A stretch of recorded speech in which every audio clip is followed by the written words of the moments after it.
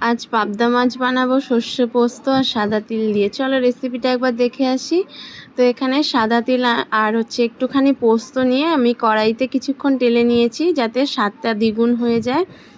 সাদা সর্ষে, কালো সর্ষে, পোস্ত, কাঁচা লঙ্কা আর তিল দিয়ে সুন্দর করে একটা পেস্ট বানিয়ে নিয়েছি। শিলনোড়ার বাটার স্বাদ কিন্তু অন্যরকমই হয়, যেটা মিক্সিতে কিন্তু একদমই পাওয়া যায় না। তো তারপরে এখানে বাটাটা হয়ে গিয়েছে আর এখানে আমি পাবদা মাছ নুন হলুদ দিয়ে সুন্দর করে মেখে রেখেছিলাম, সেটাকে ভেজে নিয়ে এদিকে সর্ষে পোস্ত যে পেস্টটা করেছি তার মধ্যে সামান্য একটু হলুদ দিয়ে গুলে রেখেছিলাম। আর মাছ ভাজার পর সেই তেলেই সাইড করে একটু কালো জিরে আর শুকনো লঙ্কা ফোড়ন দিয়ে মশলাটা আমি কিন্তু গুলে ঢেলে দিয়েছি। যেটুকু জল লাগবে সেটুকু জল দিয়ে স্বাদ মতো নুন দিয়ে দুটো চেরা কাঁচা লঙ্কা দিয়ে ব্যাস ভাপিয়ে নিলেই রেডি সর্ষে পোস্ত দিয়ে পাবদা মাছ। আর এখানে কিন্তু হলুদ আমি অল্পই দিয়েছিলাম, ক্যামেরার জন্য আর কি বেশি মনে হচ্ছে।